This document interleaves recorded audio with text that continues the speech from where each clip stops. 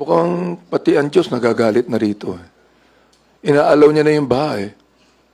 Baha na sa buong Luzon. Anong ginagawa ng ating Vice President? Nagpupunta sa iba't ibang bansa. Nasaan ba siya ngayon? Yun ang tanong natin. Nasaan ngayon ang Vice President? Gago ka? Ano gagawin ni Sara? Nasa kanya ba yung pera? Nasa kanya ba ang budget? Siya ba ang may command sa DPWH? Andyan yung botikin yung secretary? Siya ba ang addictus na si Bangag na mag-command na laanan ng pera, ng pondo, yung mga infra, yung pinagmamalaki ng hayop na Vince Dizon na botikin na yan? Pakita natin yung mukha ng saraulong ito. Ayan, nakita yung mukha niya. Ayan, okay? Yung hayop na yan, ayan ang lakas ng loob na gagamitin ang salita o pangalan ng Diyos sa kanyang mga kasinungalingan. Ang sabi ng hayop na yan, mga kababayan, talaga din natin yung mukha niya kasi syempre naalibadbaran kayo, di ba? Yaan si Abante na yung pag hindi siya nanalo, okay? Tineknikal pa nila yung kalaban nila dyan sa distrito niya para maupo sa tulong ng mga bangag. So anyway, ang sabi niya dito, nasaan ka, Madam Vice President? Bumabaha na, nagagalit na ang Diyos. Huy, abanting gagong julul. Okay? Ang Diyos mo ay si Satanas. Si Satanas at saka si Marcos Jr. Huwag mo idamay ang totoong Diyos sa kabulaan mo. Sabi niya, baha na sa buong Luzon. Dahil nagnakaw kayo ng mga maleta kongresistang hayop ka. Kayo ng mga maleta kongresista, dahil sa inyo kaya nagkabaha-baha, ayaw niyong panagutin. Ang amo niyong si Sandro Marcos na multi-billion ang iniwan at hindi natapos at kinurakot na construction infrastructure sa Ilocos pa lang. Hayop ka. Galit mo na naman ako. Sabi niya, ba, anong ginagawa ng ating Vice President? Gago ka? Anong gagawin ni Sara? Nasa kanya ba yung pera? Nasa kanya ba ang budget? Siya ba ang may command sa DPWH? Andyan yung botikin yung secretary? Siya ba ang addictus na si Bangag na mag-command na laanan ng pera, ng pondo, yung mga infra, yung pinagmamalaki ng hayop na Vince Dizon na botikin na yan? Okay? Parang ang gago. Ha? Ano ang eksena dyan? Mga pangako ng hayop na DPWH na yan. Sawak ba ni Sara yung pera? Mag-isip ka nga, gago ka. Ang sarap mo talaga ilaglag sa bangin eh. At nang matapos na kayong lahat.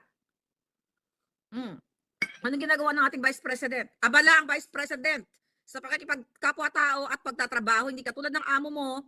Abala sa pagnanakaw, abala sa panggagago, abala sa pag-aadik, abala sa lahat ng kahayupan. O, kita mo, kapupus lang ng amo mong demonyo. Ano sabi ng amo mong demonyo? Sabi niya ng amo mong demonyo, ito, dahil lang mga kababayan, kung minamahal. Okay, mga palangging. Ayan, ang amo mong demonyo. Dito pala dapat. Meron din pala ako dito. Alright? Hindi, wala pala ako dito. Wala palang camera to. Ayan, yan, ang amo mong hayop. Yan, habang bumabaha, ano ang sabi ng amo mong hayop? Happy Monday, everyone. Excited to start my birthday. Sabbatical alpot. Sabi niya, no makeup. Gaguli, Satanas. Putang ina, pinilter mo yan. Okay? Dahil hindi ganyan ang mukha mong pangit ka. Filtered na nga, pangit ka pa rin. Yan ang amo mong Abante. Ano sabi ng amo mo? Basahin na natin to, ng amo niya. No makeup, no hairspray, no terno, no heels, no speeches, no official photos, no meetings, no schedule, no stress. But yes to nakaw, yes to baha, yes to kaalputan, yes to kidnapan, yes to gurguran, yes to hakot na pera ng bayan. 'Di ba? Ang kapal ng mukha, sabi niya, just me and Mother Nature. Ayan na nga, Mother Nature. Demon Nature. That's not Mother Nature. Demon! Ayan, ang itsura niyan. Habang kayo ay binabaha. Yan. Ginagago kayo. Kita nyo? Habang nagpapakasarap ang yawa, okay, na Satanas, nakapangit-pangitan sa lahat ng pinakapangit, ayan, ini-enjoy niya yung mga, ayan, green kasi mga palangga, yung nature. Ang mga nakaw na yaman at nakaw na mga properties na hindi pa binabayaran ng state tax o ng property tax ng pamilya niyang hayop. Balikan natin itong yawa na si Abante. Okay? Sabi niya, ba sa Bulusan, anong ginagawa natin Vice President? Nagpupunta sa iba't ibang bansa. Just imagine na meron tayong impeachment court dito, dapat tumarap siya dito. Gago ka uli. Alright? Gago ka uli. Dahil well, actually, I'm so fucking tiring, no? Papaliwanag pa tayo. Hindi ako nanood ng impeachment hearing. Napanood ko lang yung AI na pinresent ni Laway doon. Yung AI model niya ng mga pera-perang jotahan. So ngayon, mga kababayan, magaling talaga ang mga demonyo mambaliktad. Okay? Magaling talaga mambaliktad tong hayop na ito. Ano sabi niya? Nasaan siya ngayon? Nasaan siya ngayon? Okay, gusto kong tanungin, nasaan ba siya ngayon? Ikaw, nasaan yung mga ninakaw ng mga amo mo? Mga demonyong mga malatagag. Nasaan nyo tinago ang pera ng bayan? Ha? Abanting hayop. Nasaan mo tinago ang pera ng bayan? Nasaan? Puro ka kasinungalingan. Si Bangag ang may hawak ng pondo. Siya lahat ang may hawak ng departamento ng gobyerno. Bakit si Sara hinahanap mo? Si Sara ba ang presidente? Patalsikin mo o gurgurin mo yung hayop na Bangag na yan. Paggurgurin mo sa pwesto. At nang mapalitan ni Sara Duterte. Ang ina mo, buwisit ka sa buhay ng Pilipino. So anyway, mga kababayan, yan ngayon. Oh, gusto niyo pa ba makita ang mga kahindik-hindik na pangyayari sa buhay ninyo? Habang kayo ay binabaha, nakita niyo sobrang grabe ang mga eksena ngayon. Tingnan lang natin to. Halos hindi umuusad ang mga sasakyan. Okay, pakita niyo yung mga nasa ibang bansa na mga palangga ko, mga nasa Amerika, Europa na hindi niyo alam kung ano na nangyayari sa inyong mahal na inang bayan.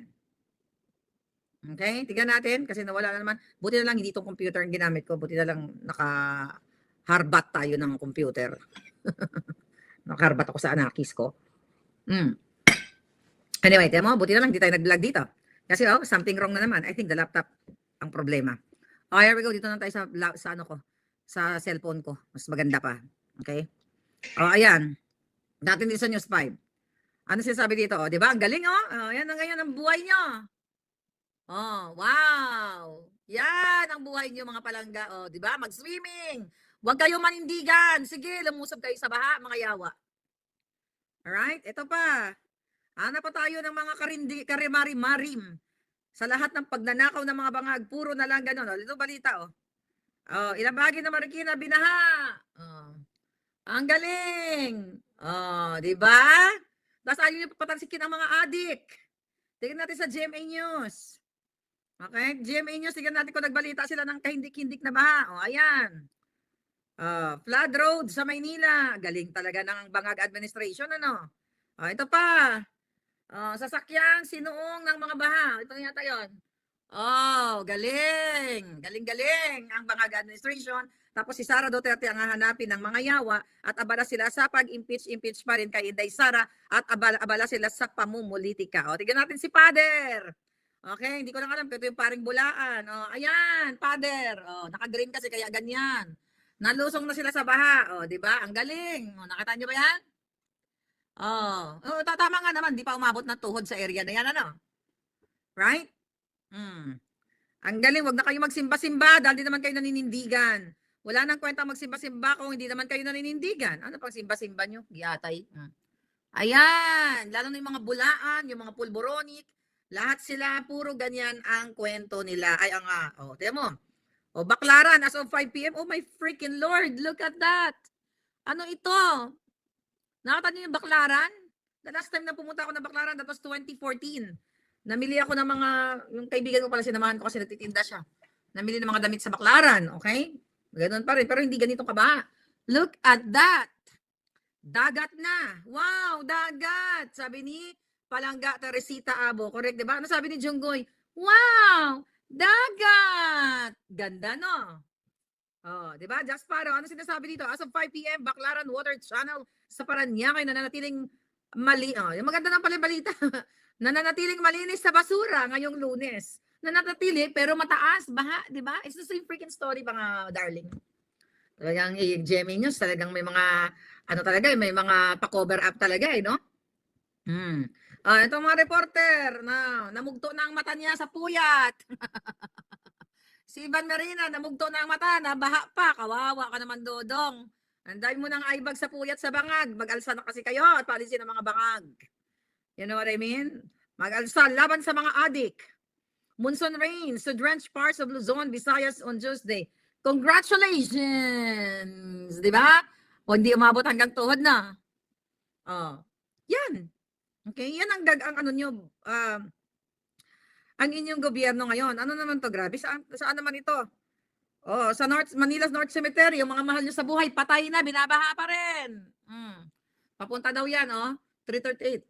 Baha sa Manila North Cemetery. May patay na, nakahimyang ng inyong mga bata, inyong mga kamag-anak, pinapasok pa rin ng baha. Right? My God, nasarap talaga na buuan ng kape mga yawa. Ano pa? Tapusin natin na ba?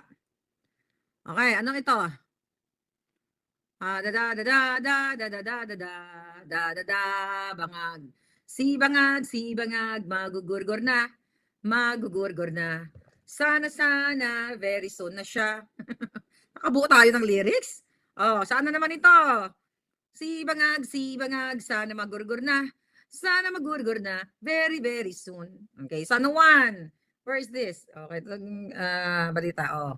San Juan, sa eskwelahan. Nagkalitsi-litsi na ang eskwelahan ng mga kabataan. In fairness, hindi ko naranasan na nabaha ang eskwelahan nung ako'y nag-aaral pa. Sa mababang paaralan ng tralala. Right? Hi. Sabi niyo na rin sa at least stress-free kita, madam. I love you. I love you too, palangga. Sana magkape kasama tayo lahat. Fucking. Bakit ang bibig ko ngayon gusto ko silang kainin lahat? Yung buo para magtegi na silang lahat. Okay, here's another thing. Ano pa ang mga dapat kong sabihin sa inyo? Mga balitang walang katapusan. Okay? O, Calao Avenue, all over Metro Manila. Tignan mo, hindi, deserve nyo to. O, yeah, deserve nyo, I think, no? Deserve nyo yan, no? Sa buong buhay ko, sa Pilipinas, hindi ko naranasan yung buong baha sa Metro Manila. Espanya, yes. Naalala ko na baha na isang beses ko lang naranasan na hanggang liig. Totoo yun. College days. Okay? Hindi ako nagkakamali. Kasi ang tama ba? Correct nyo kung tamang recollection ko. Sa Rotonda kasi mataas na yan, hindi masyado binabayan. No? From Recto ka, from Quiapo ka, di ba? Pag akyat mo ng Rotonda, kung papunta ka ng Project 8, Project 7, Project 6. Ang Project 6 yata, di ba? Rotonda. Ito ang Project 6 yata, papunta kayong ganun, ano? Project 7 na Project 8, diretso doon sa Araneta Avenue. Tama.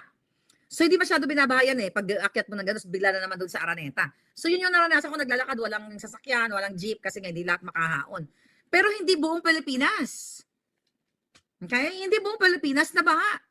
Hindi buong Metro Manila. Kasi kahit pa paano, noong mga panahon na yun, doon may mga kawatan, medyo may kahiyan pa ng konti yung mga kawatan. Hindi nila inuubos yung budget for flood control. Hindi nila inuubos ang budget for infrastructure. Kumbaga kung ngayon ay 99.9% na ninanakaw nila ang budget sa infra, noon siguro 55% lang, 50%, kaya may natitira pang konti.